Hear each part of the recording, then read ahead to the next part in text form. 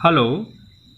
इस वीडियो में मैं क्लास 10 के एक्सरसाइज 3.4 क्वेश्चन नंबर 2 के 5 को सॉल्व करूंगा। ठीक है, तो क्वेश्चन है a lending library has a fixed charge for the first 3 days and an additional charge for each date.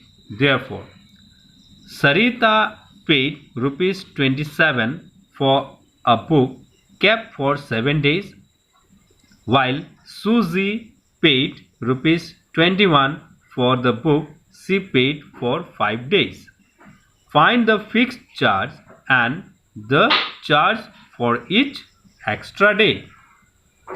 तो यहाँ ये जो क्वेश्चन कह रहा है, एक लाइब्रेरी है जहाँ पर बुक्स जो है पढ़ने के लिए दिया जाता है। तो उस लाइब्रेरी में एक फिक्स चार्ज है।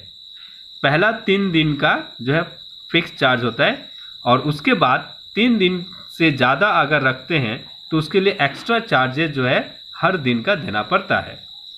तो सरिता एक लड़की है जिसने 27 रुपीज़ पेड किया एक किताब के लिए जो उसने 7 दिनों के लिए रखा था, जबकि सूजी ने 21 रुपीज़ पेड किया बुक्स के लिए जो उसने 5 दिन के लिए रखा था।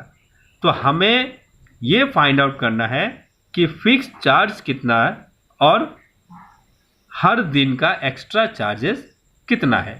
ठीक है, सो इसको हम ऐसे सॉल्व करेंगे। सॉल्यूशन मान लेते हैं हम, ठीक है, लेट द न्यूमरेटर, ठीक है, तो यहां हम मान लेंगे क्या, न्यूमरेटर, या हम ऐसे भी मान सकते हैं कि फिक्स चार्ज जो है, यहां मान लेते fix charge. Let the fix charge for first 3 days बी ₹X। ठीक है, मान लेते हैं कि फिक्स चार्ज जो है पहला 3 दिन का वो X रुपीस है। तो अब इसका एडिशनल चार्जेस हम क्या मान लेंगे?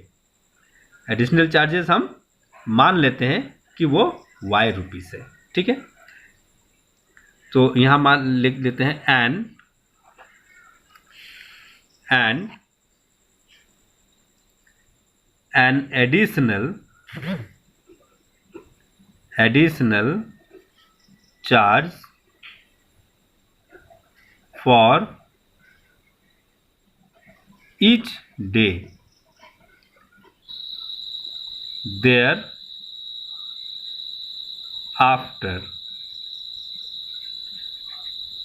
be ₹Y।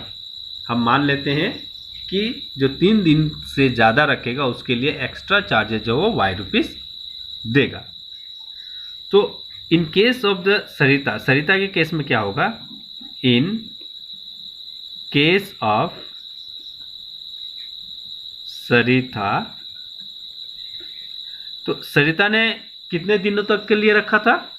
7 डेज के लिए। ठीक है, तो 7 डेज के लिए उसने रखा था।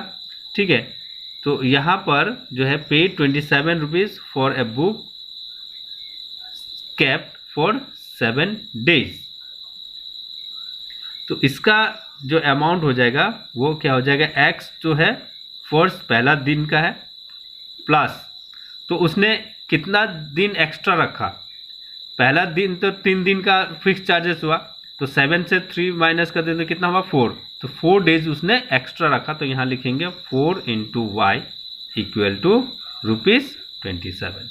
इसको हम मान लेते हैं इक्वेशन 1। ठीक है, अब इन केस ऑफ सूजी, अब सूजी के केस में क्या होगा कि X तो फिक्स चार्ज हो गया, तो उसने 5 डेज के लिए रखा। ठीक है, तो कितना दिन ज़्यादा रखा उसने? 2 दिन ज़्यादा रखा, तो ये हो जाएगा 2Y इक्वल टू, और पेड किया कितना रुपीस? 21 रुपीस। इसको हम मान लेते हैं इक्वेशन 2। ठीक है, तो अब हम यहाँ देखेंगे कि यहाँ x है और यहाँ भी x है, ठीक है, दोनों सेम है। तो हम क्या करेंगे कि डायरेक्टली इक्वेशन 2 जो है 1 से सब्ट्रैक्ट कर देते हैं। तो यहाँ लिखेंगे now subtracting equation 2 from equation 1 we get. तो हम यहाँ लिखते हैं पहले इक्वेशन 2 को,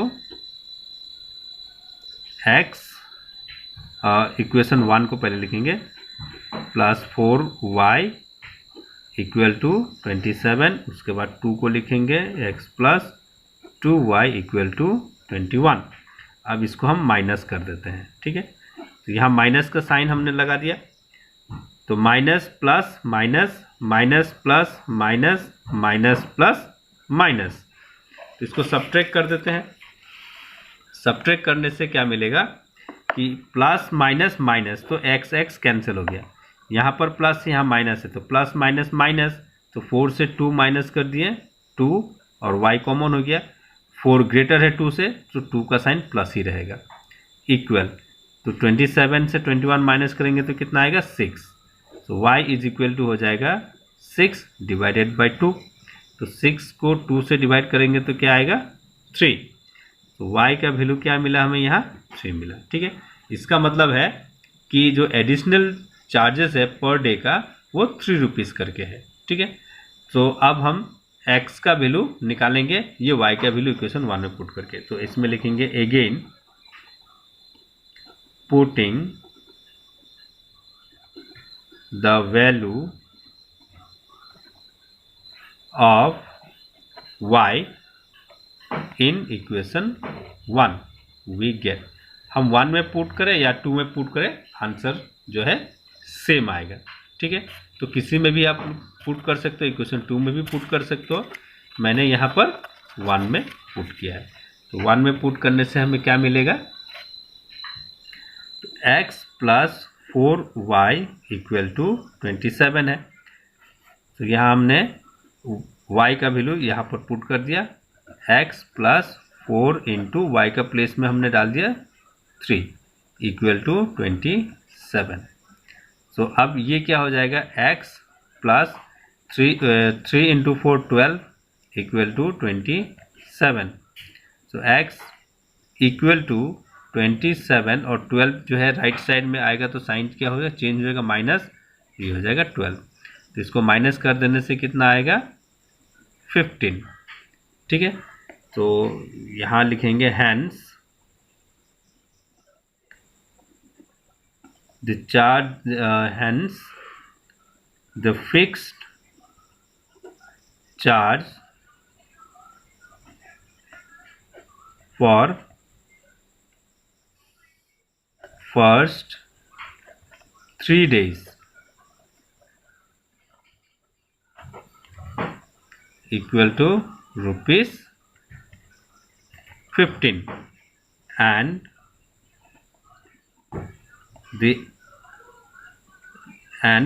an additional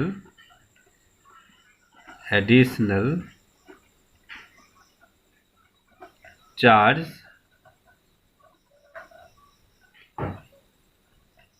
equal to rupees 3, ठीक है, समझ में आ गया।